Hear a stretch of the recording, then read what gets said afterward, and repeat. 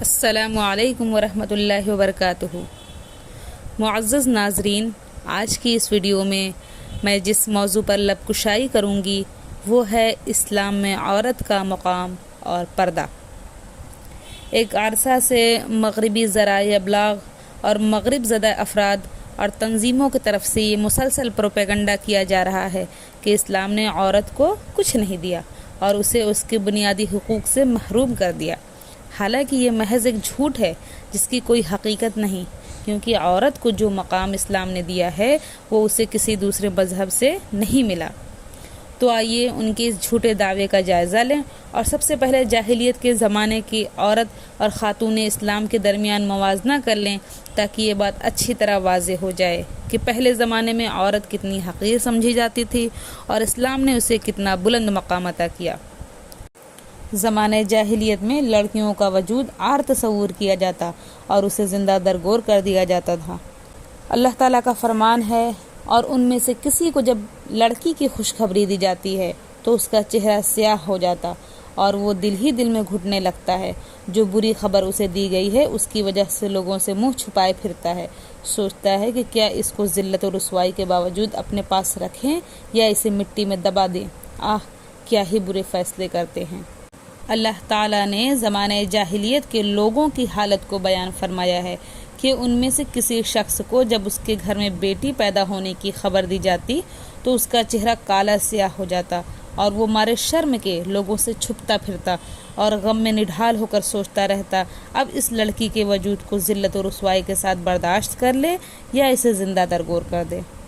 امام بغوی کہتے ہیں، عرب میں یہ رواج عام تھا کہ جب کسی کے گھر میں بیٹی پیدا ہوتی اور وہ اسے زندہ باقی رکھنا چاہتے تو اسے اونی جبہ پہنا کر اونٹوں اور بکریوں کو چرانے کے لیے کہیں دور دراز بھیج دیتا، اور اگر اسے مارنا چاہتا تو وہ جب 6 سال کی ہو جاتی تو وہ پہلے کسی جنگل میں جا کر ایک گڑھا کھودتا، پھر گھر آ کر اپنے بیوی سے کہتا کہ اسے خوب اچھا لباس پہنا دو تاکہ وہ اسے اس کے ننیحال یا دادیحال سے ملا لے۔ پھر جب اس گڑھے تک پہنچتا تو اس سے کہتا کہ اس گڑھے کے اندر دیکھو، چنانچہ وہ اسے دیکھنے کے لیے جھکتی تو یہ اسے پیچھے سے دھکا دے دیتا، وہ اس میں گر جاتی اور یہ اس کے اوپر مٹی ڈال دیتا۔ یہ تھا زمانہ جاہلیت میں کسی عورت کا مقام کہ اس کا وجود ہی عار تصور کیا جاتا اور اسے زندہ درگور کر دیا جاتا، جبکہ اسلام نے گھر میں بیٹی کے پیدائش کو باعث برکت قرار دیا اور اسے زندہ درگور کرنا حرام کر دیا۔ رسول اکرم صلی اللہ علیہ وسلم نے ارشاد فرمایا، ان اللہ حرم علیکم عقوق الامہات ووعد البنات۔ اللہ تعالیٰ نے تم پر ماؤں کی نافرمانی کرنا اور بیٹیوں کو زندہ درگور کرنا حرام کر دیا ہے۔ اور آپ صلی اللہ علیہ وسلم نے بیٹیوں کی تعلیم و تربیت کی فضیلت بیان کرتے ہوئے فرمایا کہ جس شخص کو ان بیٹیوں کی وجہ سے کسی طرح آزمائش میں ڈالا جاتا ہے پھر وہ ان سے اچھائی کرتا ہے تو یہ اس کے لیے جہنم سے پردہ بن جائیں گی۔ اس حدیث میں اچھائی سے مراد ہر قسم کی اچھائی ہے، یعنی اس کی پرورش اچھی طرح سے کرے، اس سے اچھا سلوک کرے اور اس کی تعلیم و تربیت کا اہتمام اچھے انداز سے کرے۔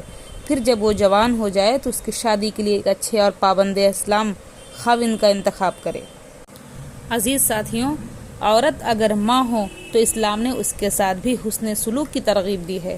قرآن مجید میں اللہ تعالیٰ نے اپنے حق کے بعد سب سے پہلے ماں باپ کا حق بیان کیا ہے، پھر دوسروں کے حقوق کا تذکرہ کیا ہے اور بار بار والدین سے اچھا سلوک کرنے کی تلقین کی ہے اور انہیں جھڑکنے حتیٰ کہ اف تک کہنے سے منع فرمایا ہے۔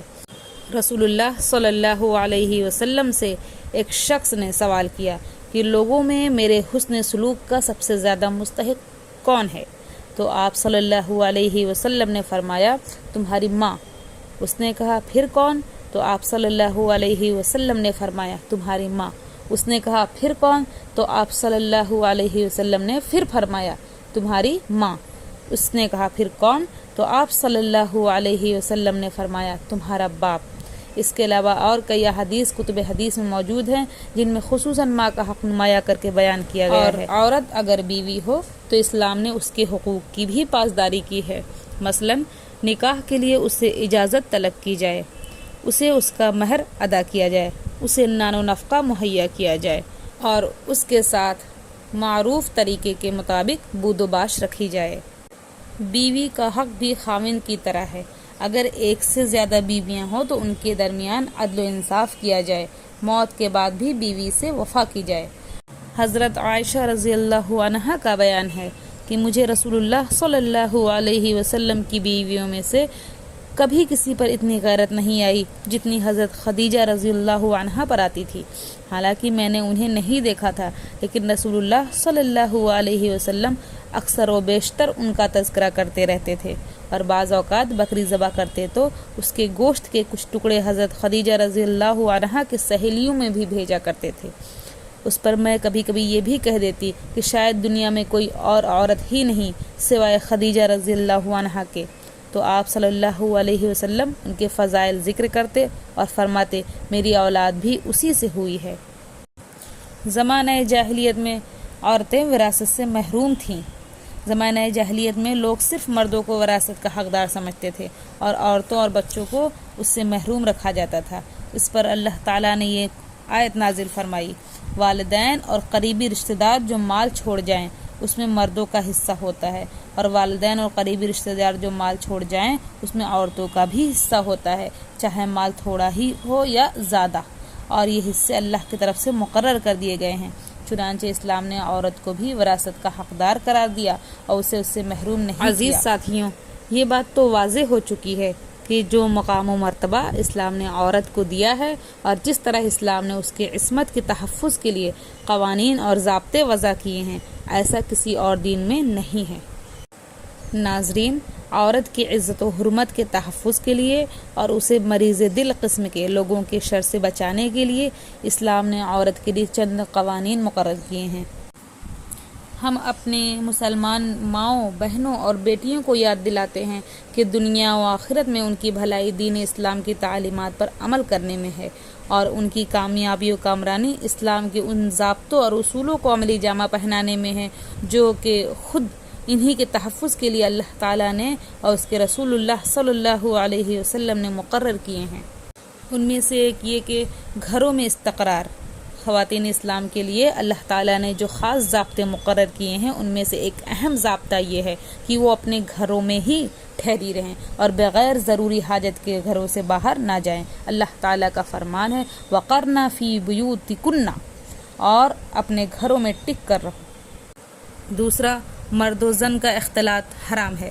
آج کل حقوق نسواں کے تحفظ کے دعوے دار گمراہ پروپیگنڈا کرتے ہوئے یہ دعوت دے رہے ہیں کہ عورتوں کو مردوں کے شانہ بشانہ چلنا چاہیے اور کسی بھی میدان میں انہیں مردوں سے پیچھے نہیں رہنا چاہیے۔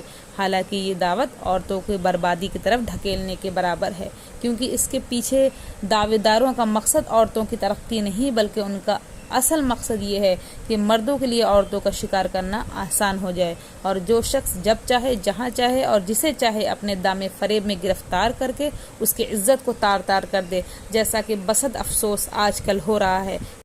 تیسرا یہ کہ بے پردگی حرام ہے۔ بناؤ سنگھار کر کے اور بے پردہ ہو کر گھروں سے نکلنا خواتین پر حرام ہے۔ اللہ تعالیٰ نے خواتین کو اپنے گھروں کے اندر ٹھہرے رہنے کا حکم دیا ہے اور فرمایا ہے وَلَا تَبَرَّجْنَ تَبَرُّجَ الْجَاهِلِيَّةِ الْأُولَى، اور قدیم زمانے جاہلیت کی طرح بناؤ سنگھار کا اظہار مت کرو، یعنی اگر تمہیں کسی ضرورت کے پیش نظر گھروں سے باہر نکلنا پڑے تو اس طرح مت نکلو جیسا کہ زمانہ جاہلیت کی عورتیں بناؤ سنگھار کو ظاہر کرتے ہوئے نکلتی تھیں، بلکہ خوشبو لگائے بغیر اور مکمل باپردہ ہو کر گھروں سے باہر جایا کرو۔ چوتھا یہ کہ پردہ کرنا فرض ہے۔ خواتین اسلام پر اپنے پورے جسم کا پردہ کرنا فرض ہے، جس کی فرضیت کے دلائل و قرآن و حدیث میں موجود ہیں۔ اللہ تعالیٰ فرماتے ہیں اے نبی، اپنے بیویوں سے، اپنے بیٹیوں سے اور تمام مسلمانوں کی عورتوں سے کہہ دو کہ وہ اپنے اوپر اپنی چادریں لٹکا لیا کریں، اس سے بہت جلد ان کی شناخت ہو جایا کرے گی، پھر انہیں ستایا نہیں جائے گا۔ اس آیت میں اللہ تعالیٰ نے نبی کریم صلی اللہ علیہ وسلم کے ازواج مطہرات رضی اللہ عنہن اور آپ کے صاحبزادیوں سمیت تمام خواتین اسلام کو حکم دیا ہے کہ کہ وہ ایک بڑی چادر کے ذریعے سر سے لے کر پاؤں تک مکمل پردہ کیا کریں، اور اس کی حکمت یہ بیان فرمائی ہے کہ اس سے ان کی پہچان ہو جائے گی کہ یہ شریف گھرانوں کی باعزت اور باحیا خاتون ہیں، اس لیے کوئی شخص انہیں ستانے کی جرأت نہیں کر سکے گا۔ اور اس آیت سے یہ معلوم ہوا کہ پردہ کرنا شرافت اور حیا کی علامت ہے اور بے پردگی بے حیائی کی علامت ہے۔ اسی طرح اس آیت میں اس بات کی دلیل بھی ہے کہ چہرہ سمیت پورے جسم کا پردہ کرنا فرض ہے۔ اللہ تعالیٰ تمام مسلمان عورتوں کو ہدایت دے اور انہیں اسلامی تعلیمات پر عمل کرنے کی توفیق دے، آمین ثم آمین۔ السلام علیکم۔